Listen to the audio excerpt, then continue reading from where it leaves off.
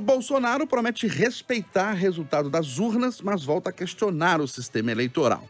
Em entrevista ao Jornal Nacional, o presidente fala sobre polêmico relacionamento com o Centrão, explica a gestão do governo durante a pandemia e aponta culpados para o aumento da inflação. Ricardo Kertzmann, a sua avaliação sobre o que disse Bolsonaro na entrevista ao Jornal Nacional. Bom dia para você. Bom dia, Eustáquio, bom dia, ouvintes.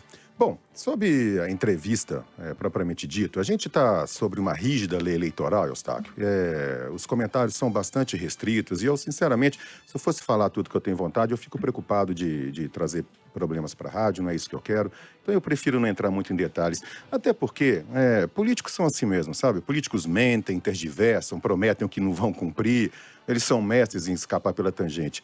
O presidente fez tudo isso, Ciro Gomes vai fazer isso, o ex-presidente Lula vai fazer isso também, e qualquer candidato, Eustáquio, no Brasil, no mundo, são assim mesmo. Cabe a nós, os eleitores, ter um olhar atento, né? E ficar desconfiado sempre. Mas o que eu gostaria de comentar, Eustáquio, dito isso, eu queria tocar em outra questão. Desde ontem eu tenho lido bastante a repercussão na imprensa, nas mídias sociais, e como em 2018, tem muita gente reclamando dos apresentadores, né, do Jornal Nacional. Eustáquio, a sociedade brasileira, ela tem que aprender a enxergar a imprensa, né, enxergar políticos de outra maneira, da mesma maneira que ocorre nas democracias mais desenvolvidas do mundo. A imprensa, gente, ela tem que fiscalizar, ela tem que investigar, tem que cobrar, tem que criticar mesmo.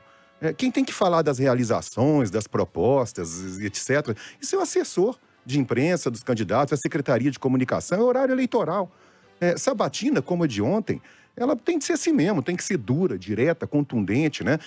Não tem que deixar o candidato respirar, ficar enrolando. Os entrevistadores têm que confrontar o candidato com as mentiras, com as promessas não cumpridas, não tem que ficar passando pano. A gente falou ontem aqui, o Eduardo deu exemplos disso, de conquistas para o cidadão de Belo Horizonte a partir da vigilância, da cobrança da Itatiaia. Imagine, pessoal, se a rádio não tivesse sempre atenta, não tivesse do lado dos ouvintes e não pressionasse o tempo todo os prefeitos, os governadores, os presidentes. Esse é o papel da imprensa independente, sabe? Esse é o papel do jornalista que honra seu trabalho. Por isso, eu acho que já passou da hora da sociedade virar essa chavinha, ter imprensa como aliada, porque é aliada, e entender que o político ele tem que ser fiscalizado, tem que ser vigiado, tem que ser cobrado e criticado. Dia e noite, Eustáquio, sábado, domingo, feriado, inclusive de madrugada, se sobrar tempo. Vamos parar de idolatrar e proteger esse pessoal e vamos cobrar cada centavo que eles nos tiram, vamos cobrar isso de volta. Tenham a imprensa como aliada, porque esse é o nosso papel. E o que o cientista político Malco Camargos pode comentar sobre a entrevista, sobre as declarações de Bolsonaro? Bom dia, Malco Camargos. Bom dia, Eustáquio. Bom dia, amigos. Bom dia, ouvintes. Além de tudo que o Ricardo disse, da imprensa ter que cobrar dos candidatos e nós eleitores também, é fundamental cobrar a verdade.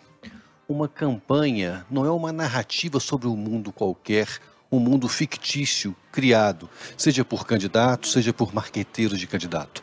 Uma campanha mexe com a realidade minha e de cada um dos ouvintes, porque é sobre nós que estamos sendo julgados. É o nosso futuro que está em jogo e não o futuro deles. Qualquer um que ganhe ou perca a eleição, no final vai se adaptar ao sistema de alguma maneira. Nós, eleitores, não. O resultado da eleição impacta em muito a nossa vida. Pode trazer um futuro melhor, pode trazer melhor qualidade em relação à educação, à saúde, à alimentação, ajudar a combater a fome que tanto nos aflige. Em uma pandemia, um governo pode ajudar que a gente seja mais protegido ou menos protegido. Isso tudo está em jogo no processo eleitoral. Portanto, acompanhar cada um dos candidatos é muito importante e não agir como torcedores. Fazer como a imprensa faz. Checar os fatos, ver se o que foi dito é verdade ou mentira. E saber que, se alguém mente para você durante a campanha, certamente vai mentir também no exercício do governo. E o que a economista Rita Mundim tem a dizer? Bom dia, Rita, mais uma vez. Bom dia, Eustáquio. Bom dia a todos. Olha, eu concordo que o papel da imprensa, eu não sou jornalista, eu sou economista.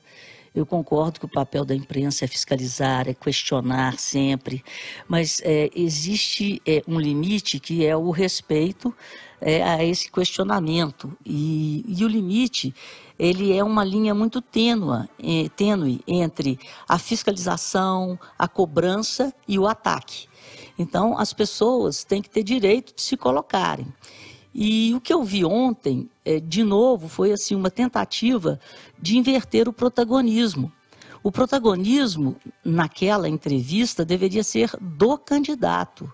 E eu acho que houve, né, uma perda de tempo em chover no molhado, em atacar temas polêmicos que já foram discutidos, já foram mostrados, ao invés de olhar mais para o futuro, de ver programas, de ver propostas. Então, não houve muita pergunta em cima das propostas, mas sim uma repetição em cima de editoriais que foram exaustivamente explorados pela própria emissora que estava ali fazendo a entrevista ao candidato e protagonizada exatamente pelos editores, né? O Bonner e a Renata. Então, do lado do presidente, eu vi até uma certa serenidade, ao passo que do lado da imprensa, do lado dos entrevistadores, havia uma certa ironia. Então, no momento desse, a gente tem que falar a verdade, buscar a verdade, mas sem ironia, sem ataques. E, repito, o protagonista ontem era o candidato. E houve uma inversão de papéis, batendo na tecla de temas que foram exaustivamente tratados em editoriais pela emissora e temas do passado. Então, faltou uma conexão de passado com futuro para que houvesse um julgamento melhor das propostas do candidato.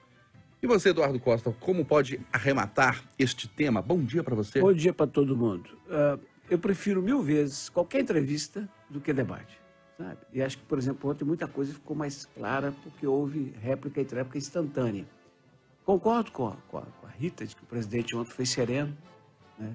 Ele foi preparado para tolerou a pressão, e a pressão é natural.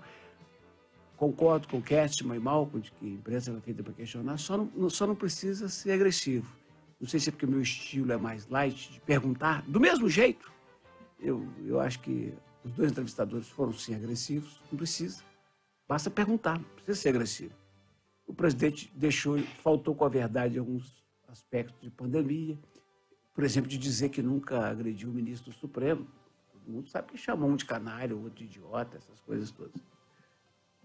Resultado da festa, a Quest já fez uma pesquisa digital, 65% de rejeição, 35% de aplauso, ou seja, o Bolsonaro escapou dessa entrevista, que é tensa, sem ganhar e sem perder, o que não é muito bom para ele, porque ele precisava de ganhar, porque ele está em segundo lugar, de acordo com as pesquisas.